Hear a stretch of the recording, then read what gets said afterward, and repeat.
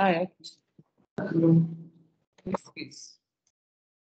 Outra parte.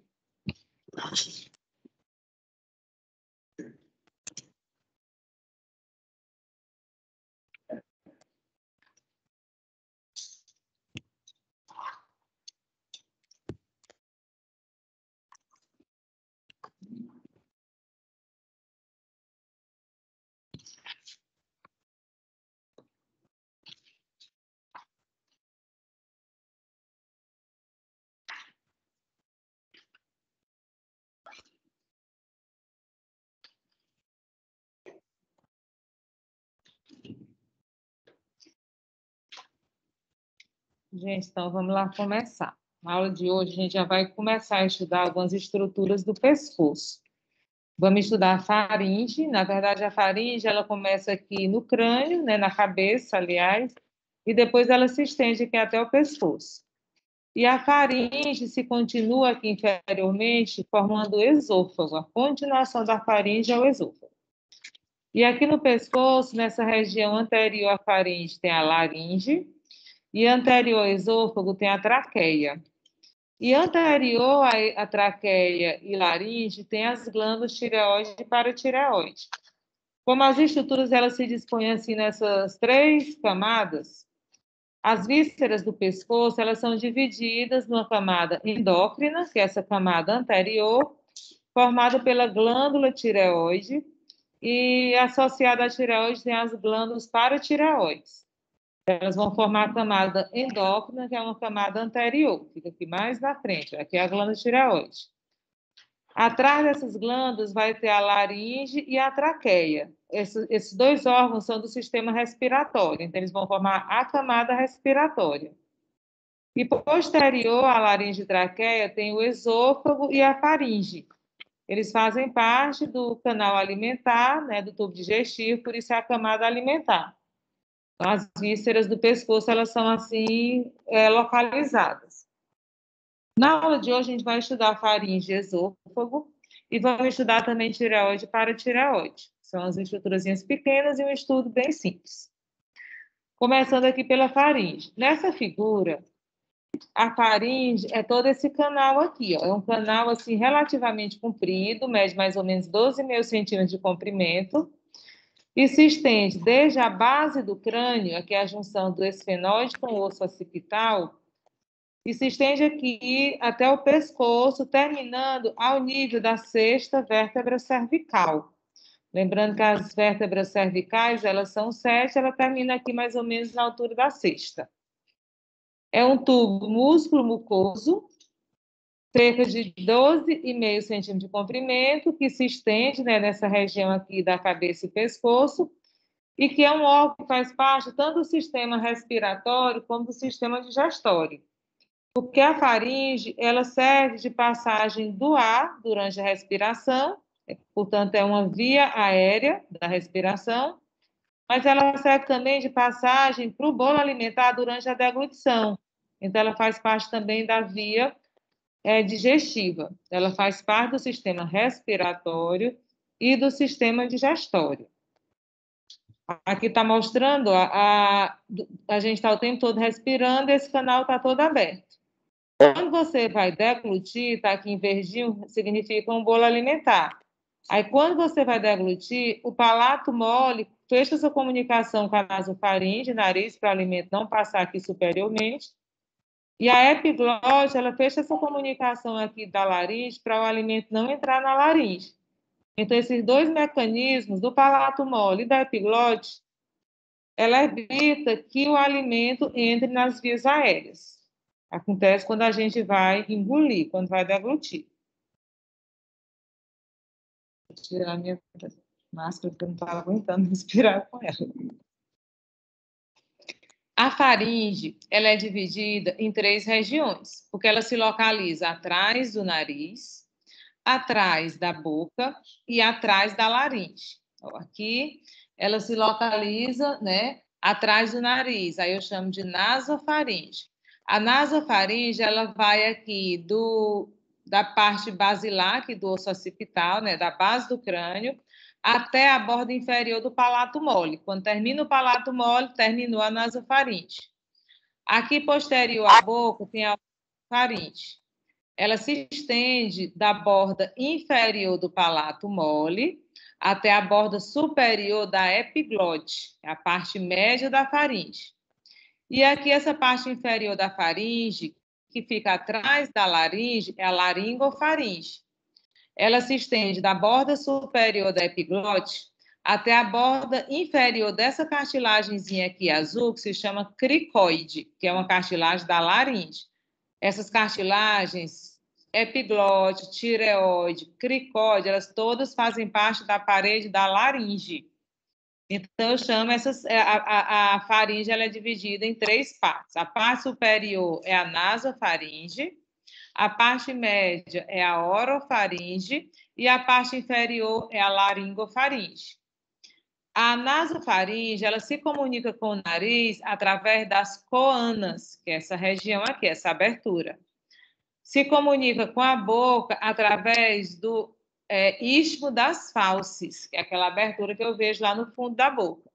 E se comunica com a laringe através dessa abertura aqui, que é o ádito da laringe.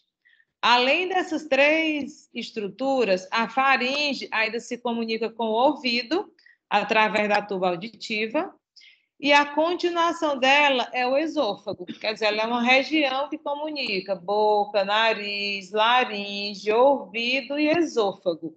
Então, é uma região aí de várias comunicações. Nessa figura aqui, ó, essa região aqui seriam as coanas, aí aqui é a borda inferior do palato mole, portanto, essa região toda aqui é a nasofaringe, também chamada de parte nasal da faringe. Coanas, eu já expliquei a comunicação da nasofaringe com a cavidade nasal. O fórnix é como se fosse o teto da faringe. Essa parte aqui superior da faringe se chama fórnix. A gente vai estudar outros fórnix. Fórnix da vagina, como se fosse a região bem superior, quando ela termina lá em cima. No fórnix da faringe tem uma tonsila. Lembra da tonsila palatina? Aqui também tem uma tonsila, só que aquela é chamada de tonsila faríngica. E quando ela cresce, ela vai obstruir aqui parcialmente as coanas, a pessoa vai ter dificuldade de respirar pelo nariz, e quando ela está crescida, se chama adenoide. Adenoide é o crescimento da tonsila faríngica. Ela é pequenininha, só essa função de defesa, mas em algumas crianças, principalmente, ela cresce muito, ela se desenvolve muito, dificultando a respiração nasal. Aí, nesse caso, inclusive, tem que fazer uma cirurgia retirando a tonsila, retirando essa adenoide. Às vezes, ela regride com medicamentos.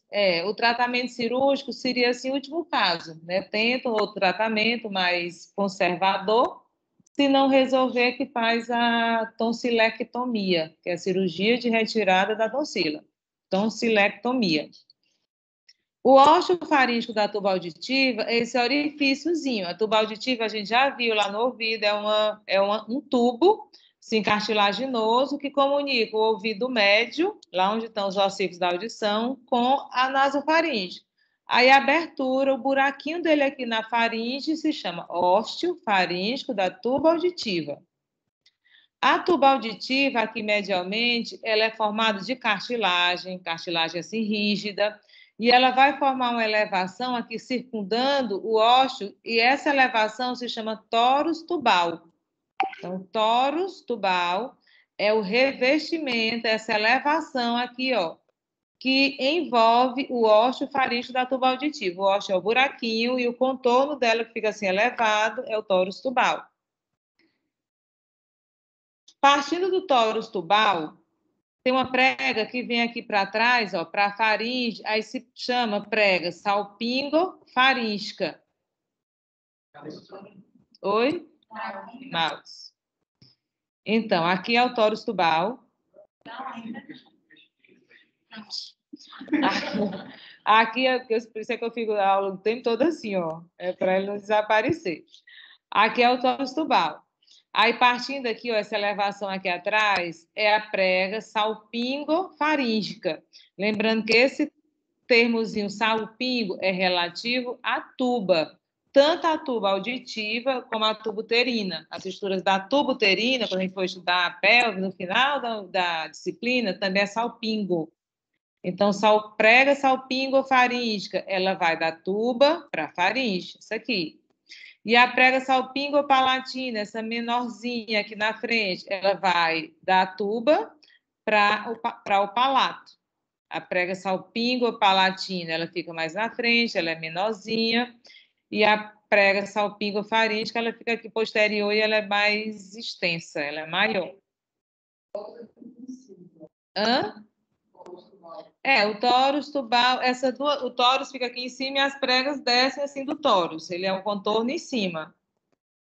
Porque essa região aí, como eu falei, a tuba auditiva, ela é cartilaginosa. Aí é como se ela fizesse assim uma elevação na mucosa. Aí a elevação que ela faz na mucosa é o tórus. O recesso faríngeo, essa depressão que tem aqui próximo à tonsila. A tonsila é assim uma elevação, aí adjacente a ela fica assim um fundo. Aqui você fica até vendo assim mais escuro, porque isso aqui é uma depressão. Aí essa depressão, você vai ver também lá no laboratório, se chama recesso faríngeo. É uma depressão que tem aqui próximo do fórnix e também próximo da tonsila faríngea. E o istmo faríngeo, esse eu já falei na aula passada, é esse estreitamento aqui que comunica a nasofaringe com a orofaringe. A nasofaringe é assim mais dilatada, ó, ela vem aqui mais dilatada. Quando ela chega aqui, ela se estreita. Aí esse estreitamento, comunicando a nasofaringe com a orofaringe, se chama istmo faríngeo. E durante a deglutição, o palato mole, quando ele se contrai, a sua musculatura, fecha essa comunicação. O palato sobe, aí fecha o istmo faríngeo, para evitar que alimento penetre aqui na região nasal.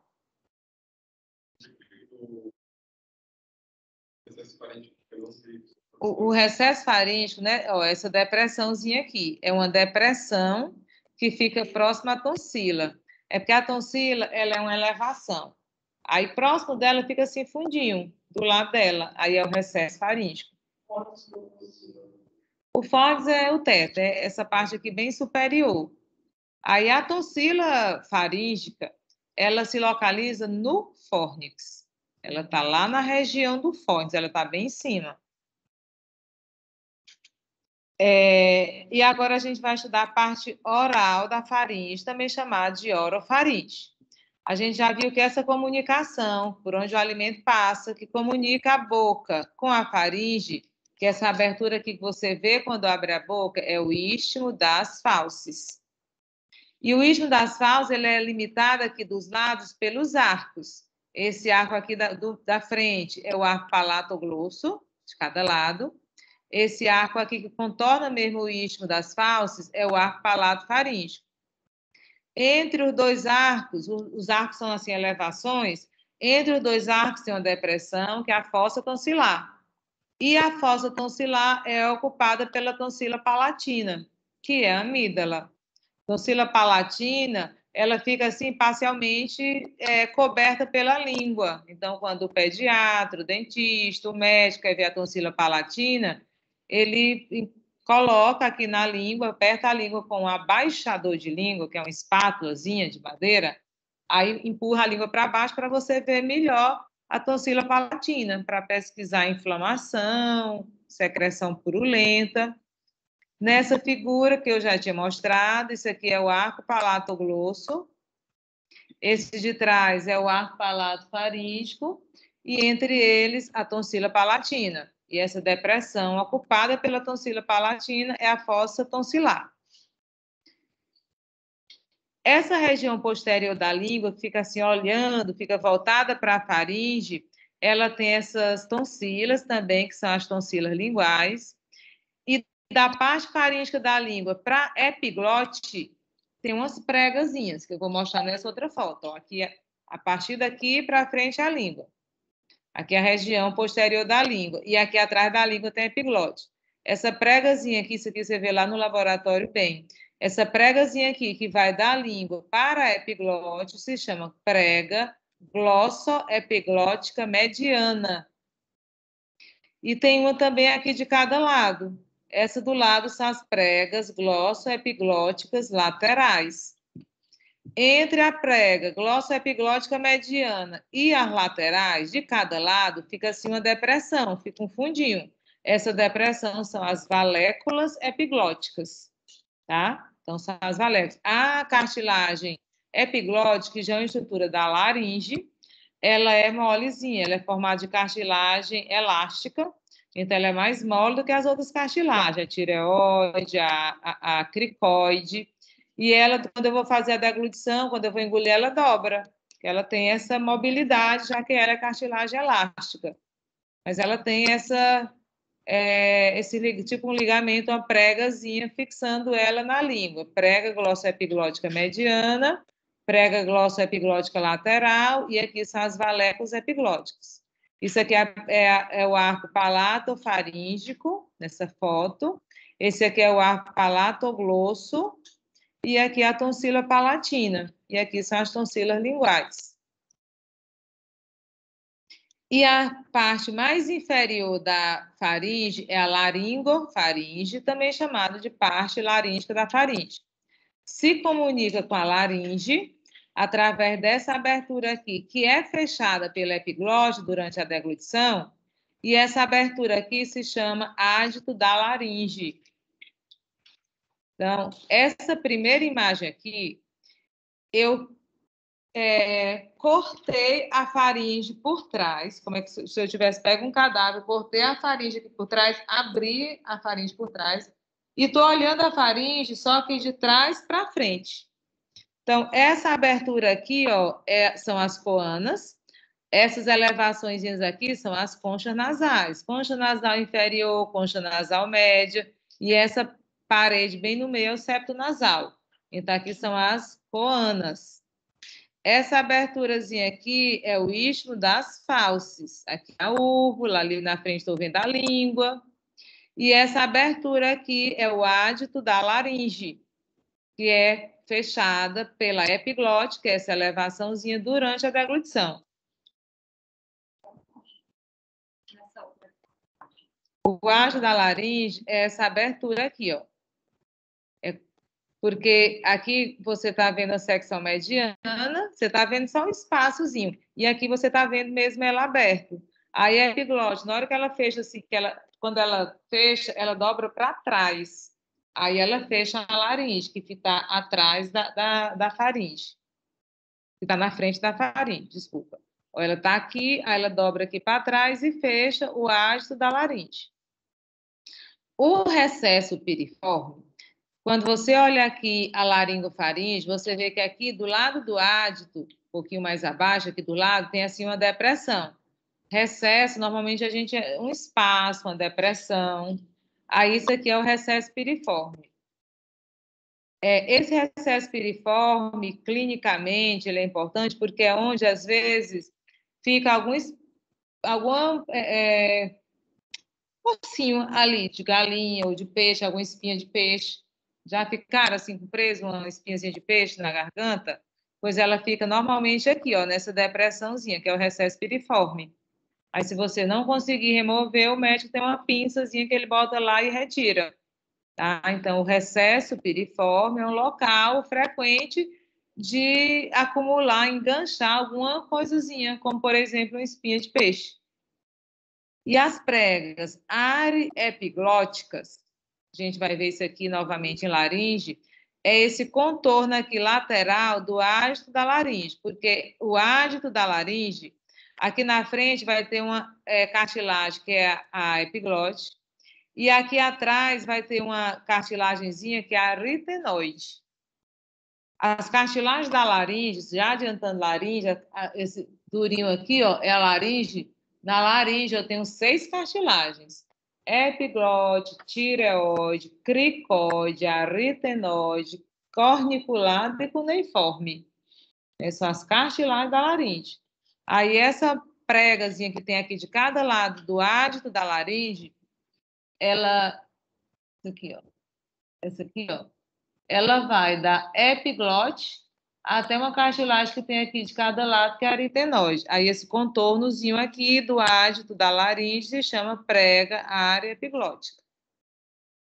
Então, isso aí é o que você vê aqui na laringofaringe, algumas estruturas já da laringe, porque ela tem essa proximidade. A parede da faringe, a faringe é onde eu vou engolir. A deglutição é a passagem do alimento pela faringe e pelo esôfago. Primeiro, quando a gente vai fazer a digestão ela começa esse processo na boca. Boca, faringe e esôfago, a gente chama de fase ingestiva. O alimento ainda está entrando. Eu preparo na boca, mastigo, ele é envolvido pela saliva, fica bem lisinho, aí eu vou deglutir. Aí, quando eu estou deglutindo, ele passa primeiro pela faringe e pelo esôfago. Aí é rápido. Deglutir, ele já chegou lá no estômago. Ele passou faringe, esôfago, chegou no estômago. Aí no estômago vai acontecer a digestão propriamente dita. Ele vai demorar lá, principalmente dependendo da consistência do alimento.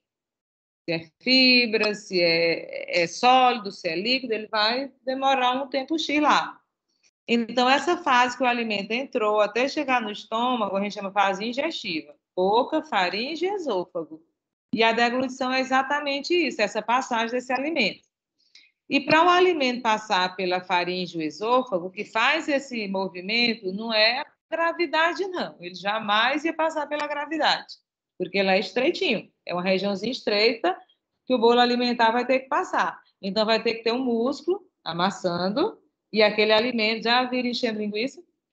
Sim, o pessoal do interior, você vai amassando, amassando e aquela carnezinha descendo. Pois ali, para a gente deglutir, é mais ou menos aquilo ali. É esse movimento. Então, tanto faringe como esôfago tem essa musculatura para realizar essa motilidade. E a faringe, aqui está a faringe mostrando a musculatura, ó, isso aqui é a tuba auditiva, ó. Ela aqui, esse buraquinho dela é o ósseo faríngeo da tuba auditiva. E a faringe, ela é formada por músculos bem pequenos, como é também lá no palato mole, mas eles são 6 músculos divididos em uma camada circular, fibras. Na verdade, ela não é um círculo, ela é um semicírculo, que ela é aberta na frente, a faringe. Então, mas a gente chama de camada circular, mas ela não forma um círculo, ela forma só um semicírculo. E uma camada longitudinal, é exatamente para ir subindo a faringe e o alimento descendo. Sobe a faringe e o alimento desce. E a outra vai amassando para o alimento descer. Eu posso estar deitada, eu posso estar de cabeça para baixo, eu vou engolir. Eu não depende da gravidade, depende dessa contração muscular. Então, esses músculos, ó, essas fibras que ficam assim na horizontal, são a camada circular. Esses músculos fininhos, ó, os mais finos que ficam aqui assim na vertical, são a camada longitudinal. São 3 músculos circulares, 3 músculos longitudinais. Os circulares, eles são chamados de constrictores, eles vão fazer a constricção. Esse aqui é o constrictor superior, eu vou mostrar outra figura que está melhor. Esse aqui é o constrictor médio, e embaixo vai ter o constrictor inferior, está nem aparecendo essa foto. E esses aqui são longitudinais. Esse que vai do palato para a faringe é o palato faríngeo. A gente já viu ele forma o arco, palato faríngeo, a gente já estudou ele no palato. Esse aqui, bem fininho, ó, que vai da tuba auditiva para a faringe, é o salpingo faríngico. Ele que vai formar aquela prega lá, salpingo faríngica. E ainda tem um outro que vai se fixar no processo estiloide do temporal, que é o estilo faríngico. Vou mostrar outras fotos aqui melhores. Porque aqui você vê assim a faringe aberta, né, seccionada aqui num plano mediano, e aqui você vê a faringe fechada, assim, ela está cortada. Esse aqui é o constrictor superior, esse aqui é o constrictor médio, e esse aqui é o constrictor inferior. Então, eles vão amassando, né, comprimindo, fazendo essa constricção da faringe para fazer a progressão do bolo alimentar. O constrictor superior, não sei se você aprender isso aqui ao pé da letra, não, mas o constrictor superior, ele está lá em cima. O que está lá em cima? Crânio. Ele vai do processo pterigóide, do esfenóide, para da mandíbula, ele se fixa aqui, ó. Processo pterigóide do esfenóide, mandíbula, e uma membranazinha que vai de uma para outra, que a gente chama de ráfia pitérigo-mandibular, que é como se fosse essa linhazinha aqui, ó. Essa ráfia pitérigo-mandibular, que ele vai do processo pterigóide para a mandíbula, ela está aqui, dela para frente é o músculo bucinador e dela para trás é o músculo constrictor superior da faringe. Esse aqui, ó, que já vai ser bochecha, já é o bucinador. O constrictor médio, ele vai principalmente para o ocioide, tá aqui, ó, bem nessa transição mesmo da cabeça com o pescoço. O constrictor médio se fixa no ocioide. E o constrictor inferior, que é esse aqui, ó, bem grande, é o maior de todos, deles três, ele vai para a cartilagem tireoide, que forma o pomo de Adão, e para a cartilagem cricoide. Ela já está aqui, né, a parte mais inferior do pescoço, se fixando na tireoide e na cricoide. Então, ele vai comprimir a faringe e vai fazer a progressão do bolo alimentar. Esses nervos, eles são inervados por um entrelaçamento de nervos que a gente chama de plexo faríngeo. Todo mundo já sabe que plexo, essa palavra plexo, é o entrelaçamento. Pode ser plexo venoso ou plexo nervoso. Pode ser um entrelaçamento de veias ou entrelaçamento de nervos. Então, plexo faríngeo é um plexo nervoso, onde nele chega o nervo vago, que é o 10º, par de nervo craniano, e o nervo glossofaríngeo, que é o 9. Aí eles vão inervar, eles se entrelaçam, quando eles chegam lá na faringe, se misturam e vão inervar esses músculos. Quando a pessoa tem lesão no glossofaríngeo ou no vago, um dos sintomas mais claros quando a pessoa tem lesão desse nervo é disfagia, que é exatamente dificuldade de deglutição. O médico, quando a pessoa tem um trauma e começa a se engasgar e ter dificuldade de deglutição, pode ser lesão de um desses nervos aí, glossofaríngeo ou vago. E a ação desses músculos? Contrair as paredes da faringe durante a deglutição, para empurrar o bolo alimentar. Aqui está mostrando a mesma coisa, ó, constrictor superior, processo pterigóide mandíbula, ráfia pterigomandibular. Constrictor médio vai lá para o ocioide e o constrictor inferior vai lá para a cartilagem tireoide e a cricoide, que é uma cartilagem que fica abaixo da tireoide. Aqui é a mesma coisa. Então, esses são os músculos circulares. Aí tem os músculos longitudinais, eles são menores, eles são mais fininhos.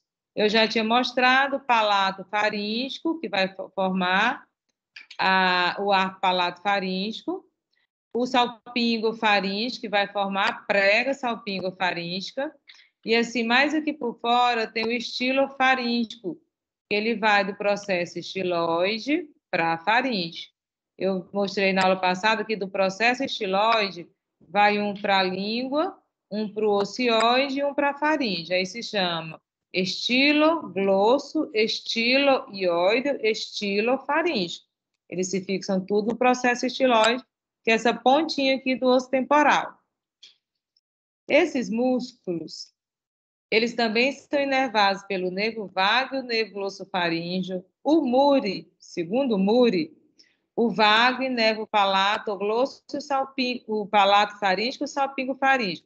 E o glossofaríngeo, o estilofaríngeo. Mas isso aqui não é aceito entre todos os autores. O que os autores dizem, eles se entrelaçam e inervam os 6, os circulares e os longitudinais. Agora, o Muri ele faz essa distinção. Por exemplo, de neuro, ele não faz assim, essa distinção. Aí o Muri ele separa, mas não é assim o que tem na maioria dos livros. Eu botei aqui porque é o Muri, mas normalmente o plexo inerva os 6. E qual é a ação desses músculos longitudinais? Eles vão elevar a faringe e a laringe durante a deglutição e a fala. A faringe e a laringe, eles se movimentam um pouco aqui no pescoço, quando eu estou falando e quando eu estou deglutindo. E até também na respiração, com a respiração assim mais intensa. Então, quando eu vou fazer deglutição e fala, esses músculos ficam puxando para cima, né, levando a faringe e a laringe. Eles são longitudinais e os constrictores são circulares, como se fossem semicírculos. O plexo faríngeo ele é formado por entrelaçamento de ramos do vago e do glosso faríngeo e nervo 6. Aí o Múria que faz essa distinçãozinha. Os músculos que são usados na respiração forçada, serve para levantar a faringe? Não, depende, porque a inspiração forçada, ele já vem músculo do tórax, do abdômen, tá? Eles não, porque eles vão mais para as costelas mesmo. Eles vão para a costela. O esternocleidomastoide, os escalenos, eles não vão para aqui, eles vão para as costelas. Aí falar sobre a irrigação da faringe. A faringe, ela tem uma artéria que se origina na carótida externa, que é a artéria faríngica ascendente. Nos livros, ela é bem difícil de ser identificada, porque a artéria carótida externa, ela dá 3 ramos para frente, aqueles 3 que a gente já falou várias vezes, facial, lingual, tireoide superior. Ela dá 2 ramos lá para trás, que são auricular posterior e occipital, e ela dá uma artéria que entra, que é medial. Então, elas nos livros, assim, dificilmente dá para você ver ela bem. Mas ela sai aqui da carótida externa e ela vai irrigar aqui a faringe. Aí ela se chama faríngica ascendente. A artéria tireoide superior, que ela vai descer para irrigar a tireoide, a figura elas ficaram muito pequena. Mas essa aqui é a artéria tireoide superior, ela vai descer para irrigar a glândula tireoide. Aí ela também vai contribuir, vai passar próximo da faringe e vai contribuir com a irrigação da faringe. E aqui a tonsila palatina, que ela foi removida dessa figura, ela é irrigada pela artéria tonsilar. A artéria tonsilar, que é essa artéria que está aparecendo aqui, ó. Isso tá bom para vocês, a figura está pequena. Essa artéria tonsilar. A artéria tonsilar, ela é ramo da artéria facial. E a artéria tonsilar, ela é uma artéria importante, principalmente em caso de retirada das amígdalas. Porque quando você vai fazer a cirurgia de amidalectomia, retirada cirúrgica da amígdala, essa artériazinha tonsilar, ela tem que ser fechada pelo médico. Às vezes cauterizada, geralmente ele cauteriza, ele queima, ele cauteriza, ela não sangra mais. Porque se ela ficar aberta ou parcialmente aberta, vai sangrar muito depois da cirurgia. Então, ela, assim, durante a cirurgia de amidalectomia, o cuidado que o médico deve ter é não deixar ela sangrando, ela aberta, ela tem que ser cauterizada, para não dar hemorragia. E ela é ramo da artéria facial. A faríngica ascendente e a tireoide superior são ramo da carótida externa. E a tonsilar é ramo da artéria facial, mas a facial também é da carótida externa. As veias da faringe, elas se entrelaçam bastante, ó, se misturam aqui, e elas vão formar o plexo venoso faríngeo. Tem o plexo nervoso faríngeo e o plexo venoso faríngeo. Aí essas artérias, elas vão ser tributárias da veia jugular interna, que passa aqui, ó, próximo da faringe. Aqui é a faringe numa vista posterior. Aqui é o constrictor superior, constrictor médio, constrictor inferior. Eu estou vendo a faringe por trás. E aí a jugular interna passa próximo da faringe de cada lado. Aqui ela foi cortada, mas ela passa aqui também. E as veias desse plexo venoso faríngeo, elas vão desembocar nessa veia aqui, veia jugular interna. E essa veia jugular interna, ela é acompanhada por linfonodos, essas bolinhas amarelas aqui são linfonodos júgulo-digástricos, que ele acompanha também o digástrico lá em cima. Aí a linfa daqui vai drenar para esses linfonodos, júgulo-digástrico, e depois vão para os linfonodos cervicais, ficam aqui profundamente no pescoço. Essa é a drenagem linfática. E quando a faringe, ó, isso aqui é a faringe, né? Aqui é o constrictor inferior da faringe. Quando a faringe termina aqui, vai continuar o esôfago. O esôfago é a continuação da faringe. Eles são contínuos. O que é que marca a divisão deles? É na hora que passa pela cartilagem cricoide. Aqui é a tireoide, e logo abaixo da tireoide tem a cricoide. tireoide e aqui a cricoide. Terminou a cricoide, a cricoide, esse primeiro anelzinho aqui, ó. Terminou a cricoide, aí aqui na frente, abaixo, digamos que a cricoide esteja aqui. Terminou a cricoide. No nível da cricoide, abaixo da laringe é a traqueia, e abaixo da faringe é o esôfago. Esse nível aí terminou a faringe e a laringe. Começou a traqueia e o esôfago. O esôfago é a continuação da faringe e a traqueia é a continuação da laringe. Bem, não confundir laringe e faringe, são duas coisas completamente, só muda uma letra, né? LF, mas são duas coisas completamente diferentes. Laringe, ó, laringe. Faringe está lá atrás. Atrás do nariz, atrás da boca, atrás da laringe. E a continuação da faringe é o esôfago e da laringe é a traqueia. Na próxima aula que a gente vai estudar laringe e traqueia. Hoje eu vou estudar faringe e esôfago e vamos ver também rapidamente tireoide para tireoide. Hã? É. 14 ou 15. Primeira questão, ouvir.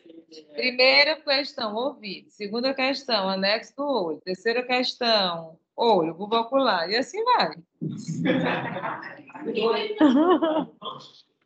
Eu acho que tem umas 4 subjetivas e 10 objetivas. 4 subjetivas e 10 objetivas. Bem, mas vamos voltar aqui. Então, terminou a faringe, começou o esôfago. O esôfago é um canal comprido, engolir, aí o alimento vai passar aqui até chegar lá no abdômen, no estômago. Então, o esôfago começa já na parte inferior do pescoço, aí ele depois passa por todo o tórax e termina no abdômen. A maior parte dele é a parte torácica. A parte cervical e a parte abdominal são pequenininhas. Por isso ele é assim dividido: esôfago cervical, esôfago torácico e esôfago abdominal. A gente hoje só vai estudar essa partezinha pequena dele aqui, do pescoço, esôfago cervical. O esôfago é um tubo fibromuscular. Ele começa lá no final da faringe e termina no estômago. Então, ele une a faringe ao estômago, fazendo a condução do bolo alimentar. Tá? Aqui o esôfago, é esse canalzinho aqui. Passa atrás do coração, o esôfago, ele está inicialmente posterior à traqueia, depois ele fica posterior aos brônquios, depois posterior ao coração, aí ele perfura o diafragma, tem um furinho no diafragma que se chama hiato esofágico, aí ele entra no abdômen, aí aqui está a parte abdominal. Aí a parte abdominal vai se comunicar, vai se abrir aqui no estômago. O estômago como se fosse uma bolsa, um saco que tem no tubo digestivo. E mede 25 a 30 centímetros de comprimento, dependendo da estatura da pessoa. Por exemplo, o meu aqui, o meu é grande. Então, ele tem um canalzão grande aqui. 25 a 30 centímetros de comprimento.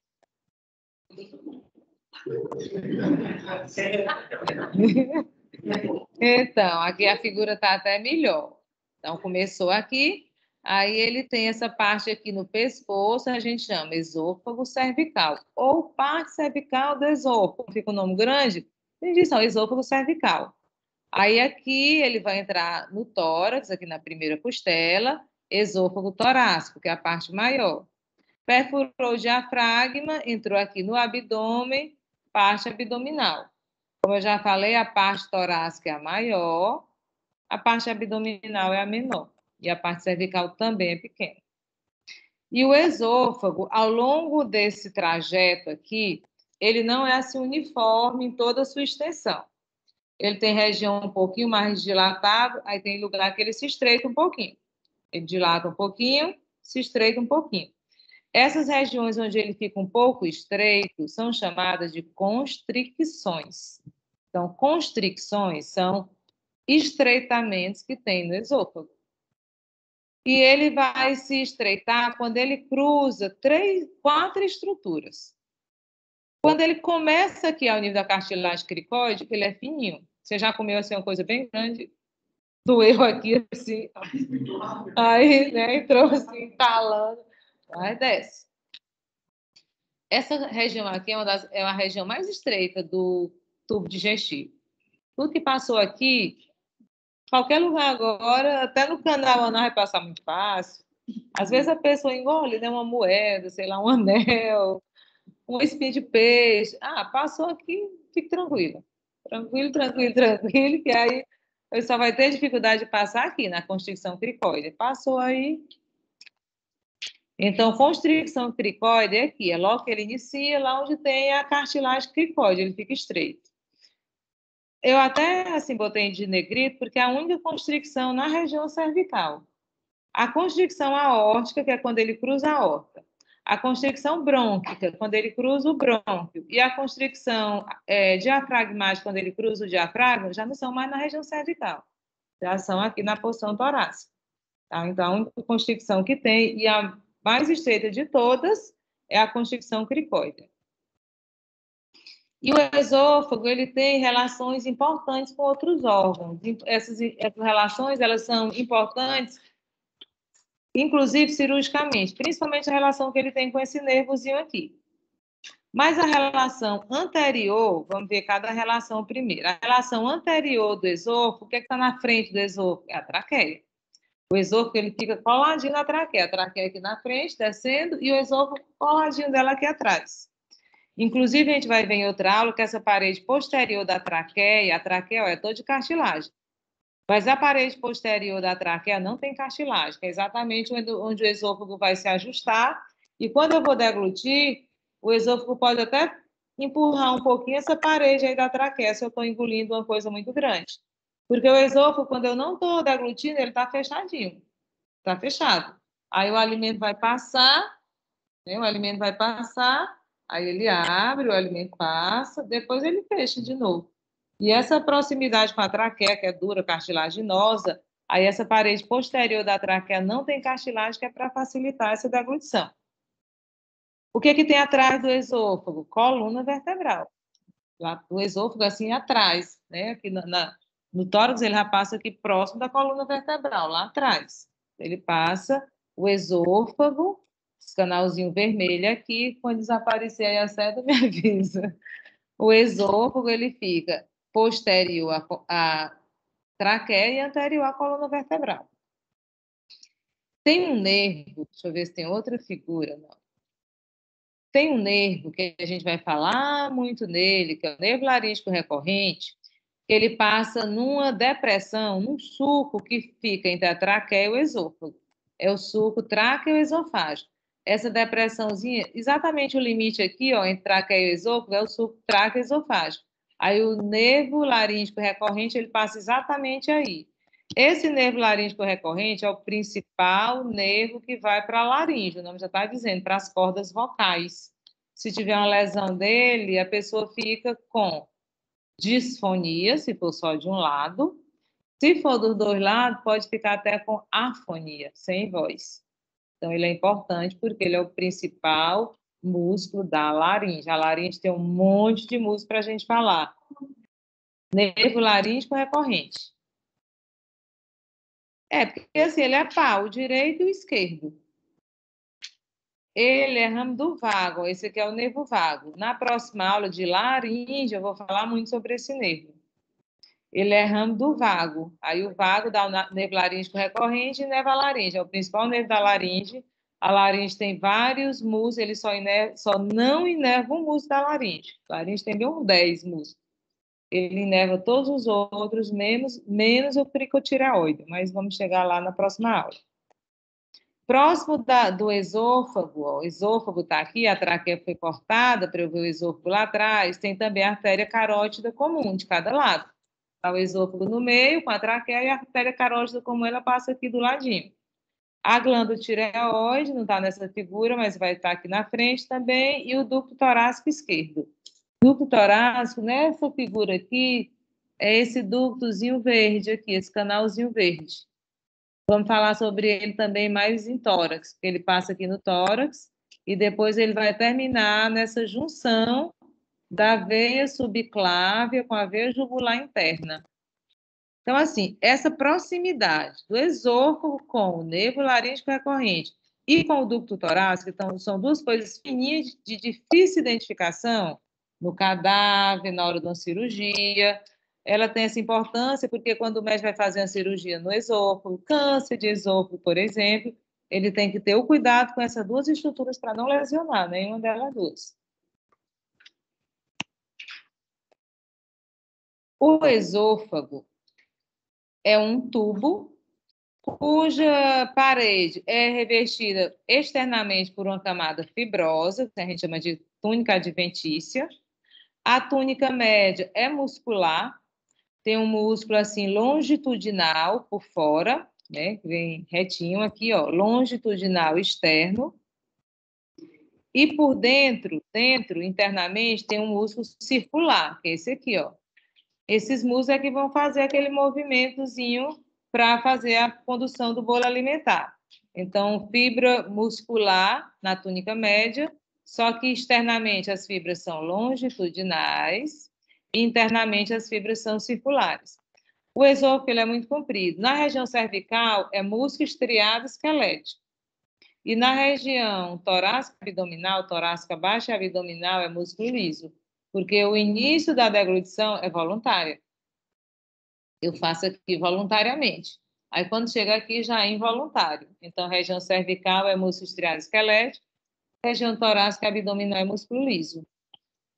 Aí, internamente, vai ter a mucosa, né, aquele revestimentozinho interno, e na submucosa tem glândulas esofágicas, que são glândulas que vão produzir muco, para o esôfago ficar sempre molhado, sempre lubrificado, até para a parede, como ele está fechadinho, para a parede não colar.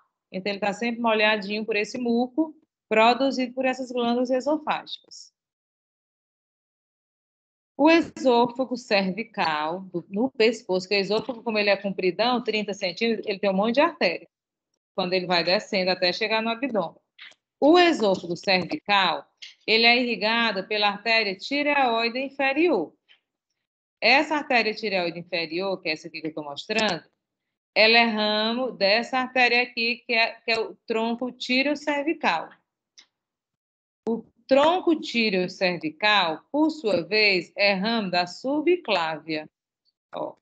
A subclávia, que é essa aqui, origina o tronco tireocervical. Aí o tronco tireocervical da artéria tireoide inferior que irriga o esôfago, no pescoço.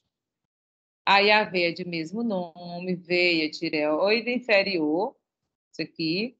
Só que a veia, o tronco é só arterial. A veia tireoide inferior, ela já vai drenar para a veia braquiocefálica, direita e esquerda. Tá? Esse troncozinho, tronco, quando a gente fala essa palavra tronco, só tem artéria, não existe veia com esse nome. Então, a veia tireoide inferior, ela já drena para a veia braquiocefálica.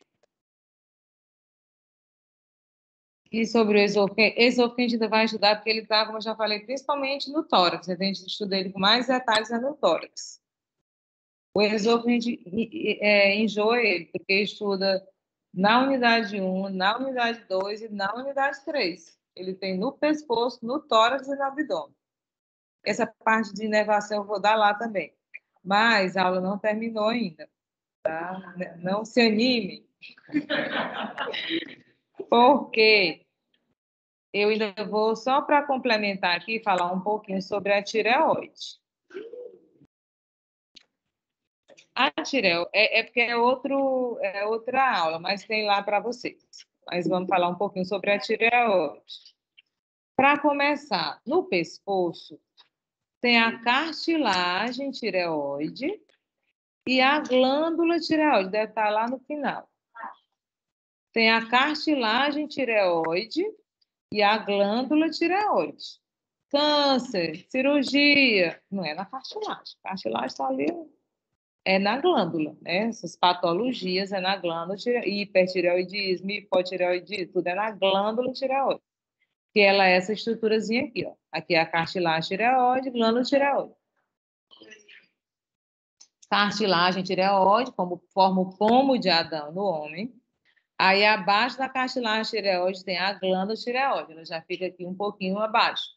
Tem gente que tem até ela assim hipertrofiada, a gente chama bócio, aí ela fica bem projetada aqui na frente. Principalmente é uma patologia que é mais frequente em mulheres.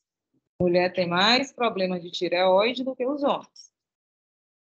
Qual é a função da glândula tireoide? A glândula tireoide é uma glândula endócrina, produz hormônios, e ela vai produzir 3 hormônios, que são o T3 e T4 e a calcitonina. A ação, já estudaram em fisiologia? Endócrino? Então, vocês vão estudar essas funções na fisiologia. Não vou nem falar muito, mas o T3 e o T4, eles vão estimular o metabolismo, eles vão a atividade das células. Então, ele vai controlar, estimulando a taxa, o metabolismo. Pessoas que têm deficiência de T3 e T4, eles têm sonolência, apatia, fraqueza muscular. Então, a atividade metabólica dele fica baixa.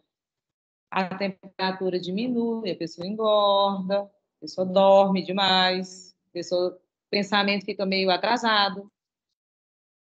E, ao contrário, o hipertireoidismo, a pessoa fica elétrica, a pessoa fica quente o tempo todo, a pessoa fica com insônia, não consegue dormir, a pessoa tem que fazer alguma atividade.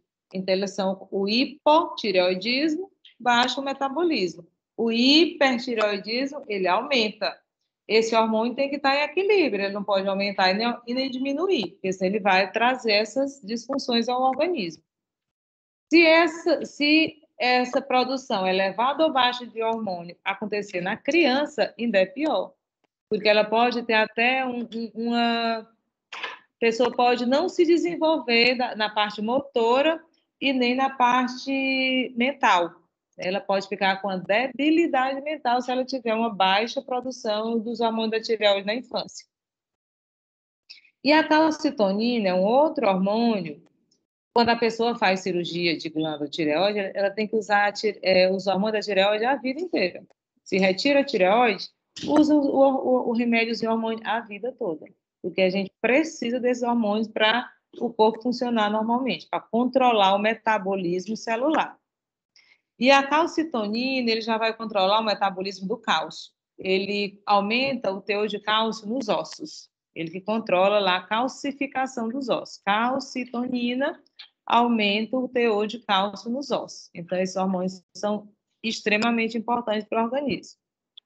São os hormônios da tireoide. A tireoide, ela se localiza aqui na região anterior do pescoço, ela é bem superficial, um pouquinho abaixo aqui da cartilagem tireoide, que na transição da laringe com a traqueia. Ela fica exatamente nessa transição anterior à traqueia e laringe, ao nível de C5 e T1, ou seja, na transição do pescoço com o tórax. Ela tem algumas relações importantes, porque é que fica aqui acima da glândula tireoide? A cartilagem tireoide. O que é que fica abaixo dessa glândula? A traqueia. Lateralmente fica as artérias carótidas comuns, né? E também fica os nervos laríngeos. Tanto aqui do lado da glândula fica o nervo laríngeo recorrente, que é aquele que fica próximo do esôfago, e aqui o nervo laríngeo superior. O recorrente a gente chama também de inferior. Esses dois nervos aqui, um vem de cima e um vem de baixo. Nervo laríngeo superior, nervo laríngeo inferior. Eles vão chegar na laringe, passando aqui bem próximo à glândula tireoide. Cirurgia da tireoide também, cuidado com esses dois nervos aí, porque são os nervos da laringe, importante na fonação. Eles vão inervar as cordas vocais e os músculos que controlam as cordas vocais. A tireoide, ela é dividida ela é formada por duas elevações aqui do lado, que a gente chama de lobos. Aqui, ó, é o lobo lateral direito e o lobo esquerdo. Ela é mais dilatada assim do lado. E essa região aqui estreita no meio se chama istmo. É o istmo da glândula tireoide. Então, ela é formada pelo lobo direito, pelo lobo esquerdo, unida aqui pelo istmo da tireoide. Em algumas pessoas, desse istmo ascende um pedacinho da glândula assim para cima, que se chama lobo piramidal. O lobo piramidal é uma variação anatômica, ele não tem em todo mundo, ao contrário, ele normalmente está ausente. Mas se em alguma pessoa crescer um pouquinho aqui a tireoide, não vai alterar a função hormonal, vai ser normal, mas ela tem uma projeçãozinha aqui, é o lobo piramidal, pode estar ausente ou presente. E a tireoide, ela é revestida por uma cápsula fibrosa, separando ela das demais estruturas. Então, glândulas endócrinas, hipófise, tireoide, paratireoide, pâncreas, de anatomia não tem quase nada. Agora, a fisiologia delas, aí a fisiologia e a patologia, aí é super rica. Mas de anatomia não tem nada. O que é que tem a tireoide? Uma glândulazinha aqui, parecendo uma borboletazinha, lobo lateral direito e esquerdo, istmo, nessa região aí. Então, ela não tem, assim, anatomia. Agora, fisiologia. Aí, fisiologia não, é uma aula só para tireoide e paratireoide. E também outra característica das glândulas endócrinas, ela ser muito irrigada. Porque as glândulas endócrinas, elas produzem hormônios que são indispensáveis para o funcionamento do organismo. Nosso corpo é comandado por duas estruturas. Sistema nervoso, claro que é o principal, e o sistema endócrino. O sistema nervoso controla tudo. E o sistema endócrino? Mas o metabolismo. O sistema endócrino controla o metabolismo, a reprodução, o sistema reprodutor genital é controlado pelo endócrino, o nervoso controla menos do que o endócrino, e também o crescimento da pessoa, a estatura. Mas as outras funções é pelo sistema nervoso. E o sistema endócrino, ela realiza essas funções, né, controlar a reprodução, o crescimento e o metabolismo através de hormônios. Hormônios são produzidos nessas glândulas, mas eles são liberados para dentro do sangue. Eles não têm um canalzinho para jogar o hormônio lá na estrutura. Então, o hormônio entra no sangue e o sangue é que vai distribuir esses hormônios. Ah, vai atuar a calcitonina, tem que chegar em todo o osso. Como é que vai chegar em todo o osso? Pelo sangue. O T3 e o T4. T3 e T4, que é triiodotironina e tetraiodotironina. Ele tem esse nomezão grande, a gente abrevia T3 e T4. Eles vão chegar em toda célula para realizar o metabolismo, para ativar o metabolismo. Como é que chega em toda célula? Pelo sangue. Então, toda glândula endócrina, ela é muito vascularizada. Ela tem muito sangue, esse sangue vai recolher esses hormônios e vai distribuir pelo corpo. E na tireoide chegam 3 artérias. Artéria tireoide superior, artéria tireoide inferior e a artéria tireoide íma, ela só existe em 10% da população. Ela, na verdade, na maioria das pessoas, ela está ausente. A tireoide superior é essa aqui, ó. Ela se origina da carótide externa. Ela, além de irrigar a tireoide, ela ajuda na irrigação da laringe e do esôfago e da traqueia. Ela vai para a tireoide, mas ela irriga coisas maiores do que a tireoide. Esôfago, laringe e traqueia. Aqui embaixo vem a tireoide inferior. Ela está um pouco escondida porque ela entra aí mais profunda.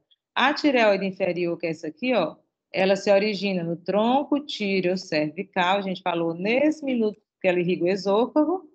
E ela, o tronco tireocervical se origina na subclávia. Como eu falei, em 10% da população, ó, aqui é a tireoide inferior. E aqui é a tireoide superior. Tireoide superior da carótide externa, tireoide inferior do tronco tireocervical, que é a rama da subclávia. Esse aqui é o nervo laríngico recorrente. Vamos falar muito nele na outra aula. E a artéria tireoide íma, ela só é ela não é par, ela é chamada íma, ela vai passar aqui, né, e vai irrigar principalmente essa parte mediana, né, o istmo. Mas ela só está presente em 10% da população. Mas ela, apesar dela estar ausente da maioria das pessoas, ela é importante porque ela pode ser uma fonte potencial de sangramento, por exemplo, em traqueostomia. A pessoa vai botar um tubo, vai fazer uma traqueostomia, Aí o médico diz, ah, não, ela não está presente em quase ninguém. Aí corta aí e às vezes ela está presente. Ela pode dar um sangramento intenso nesse procedimento. E quando presente, ela se origina no tronco braquiocefálico. É isso aqui, ó. Tronco braquiocefálico, artéria carótida comum, direita e artéria subclave direita. O tronco braquiocefálico só tem do lado direito, porque do lado esquerdo essas duas artérias aqui elas já saem separadas. Durante a cirurgia. Quando vai fazer a cirurgia, ter cuidado, porque ela pode estar presente. Hã? Mas quando ele vai fazer a traqueostomia, o médico faz primeiro a incisão e ele vai separando os tecidos, né? Ele não vai cortar até lá no fundo, não. Ele primeiro secciona só a pele, faz uma incisão na pele, aí ele vai pesquisando o que é que tem ali. E as veias, elas são chamadas de veia tireoide superior, veia tireoide média, aqui a gente chama média, e veia tireoide inferior. Porque a veia tireoide inferior, essa aqui que vem de baixo, que na artéria a gente chama ímã, ela sempre está presente, todo mundo.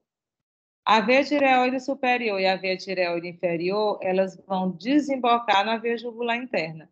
A superior e a média. Não sei se eu falei errado. Então, a veia tireoide superior e a veia tireoide média, elas são tributárias da veia jugular interna. E a veia tireoide inferior, ela é tributária da veia braquicefálica. Então, é assim que acontece a irrigação da tireoide. As artérias e veias da laringe, elas se originam nessas artérias e veias da tireoide. A drenagem linfática, esses linfonodos, os que estão na frente da laringe, eu chamo pré-laríngeo. Os que estão na frente da traqueia, eu chamo pré-traqueais. Esses amarelinhos, pré-laríngeos, pré-traqueais. Os que estão do lado da traqueia são paratraqueais. Esses que o nome tem traqueia, eles vão desembocar nos linfonodos cervicais profundos inferiores. E os da laringe vão desembocar no linfonodos cervicais profundos superiores. Ou seja, toda a linfa, toda essa região vão para os linfonodos cervicais. Tem alguns intermediários, mas sempre vai para esses cervicais.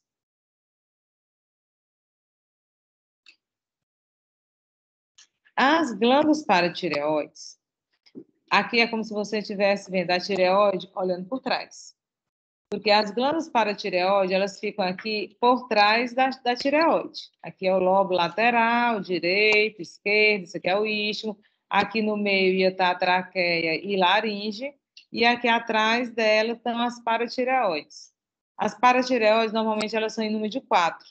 São 2 superiores, 2 inferiores, direitas e esquerdas. Mas tem pessoas que só têm 2 paratireoides e tem pessoas que têm 6 paratireoides.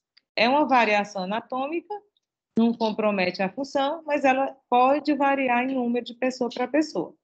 Mas o mais frequente é que seja 4. Elas vão produzir só um hormônio, que é o paratormônio. E o paratormônio tem uma ação contrária à calcitonina. A calcitonina, porque assim, a quantidade de sais minerais elas têm que estar em equilíbrio no sangue e nos ossos. A calcitonina aumenta no osso, diminui no sangue.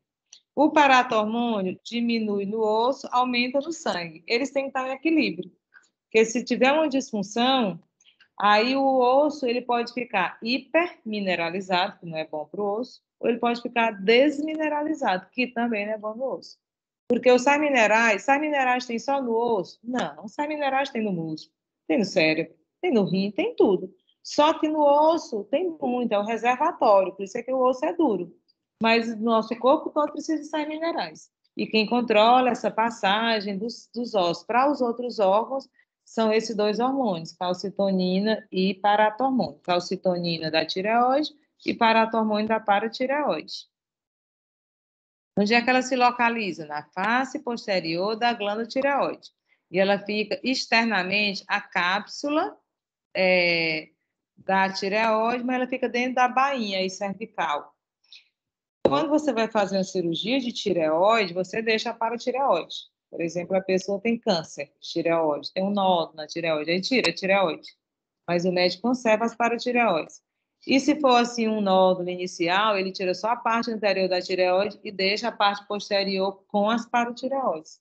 Exatamente para não remover também as paratireoides. Não, mas as paratireoides, então, o médico vai dissecar. Essas paratireoides é como se fosse assim, uma bolinha do tamanho de um grãozinho de arroz. Elas ficam atrás. Aí o médico seca, deixa elas quatro, porque aqui tem muito tecido conjuntivo, tem coisa tudo coladinho aí. Elas ficam, né, no outro tecido conjuntivo. E a cirurgia é tireoidectomia. Essa palavrazinha tomia é tirada, né? Então, amidalectomia, tonsilectomia, mastectomia, esplenectomia, quando tira o baço, né? E a tireoide é tireoidectomia. Só que a tireoidectomia ela pode ser parcial ou total. Aí, quando a tireoidectomia é parcial, eles deixam essa região posterior, para não mexer, não manipular com as paratireoides. E quando é total, eles deixam as paratireoides. Que a pessoa fica tomando o remédio só da tireoide, que aí fica tomando o remédio da tireoide a vida inteira. Porque esses hormônios, eles são indispensáveis à vida. E é isso. É muita coisa, mas deu certo. A paratireoide, ela recebe o mesmo sangue da tireoide. A tireoide é a principal, digamos assim, a grande. Aí ela irriga, o sangue dela irriga a paratireoide também.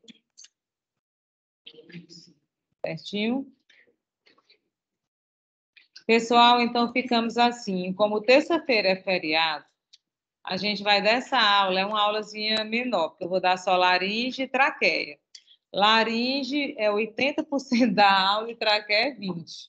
Laringe tem muita coisa, mas traqueia é pequenininho como esôfago. É um órgão grande, mas simples. Aí a laringe é um órgão pequeno e complexo. E essa aula eu vou dar na sexta-feira, 16 e 20. Tá? Para a gente não atrasar o conteúdo. Nossa prova, no dia 8 vai ser a prova teórica. Aí a gente faz a prova e uma prática de laringe. E no dia 10 é a prova prática desse conteúdo. 8 e 10. Ok?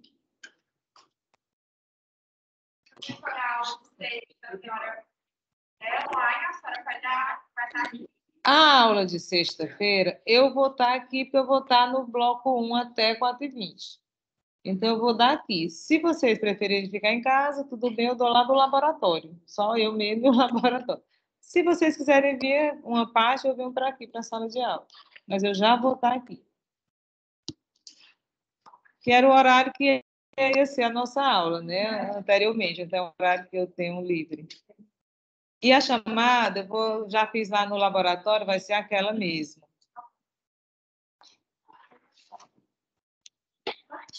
Então, partiu. Ficou todo mundo assim, né?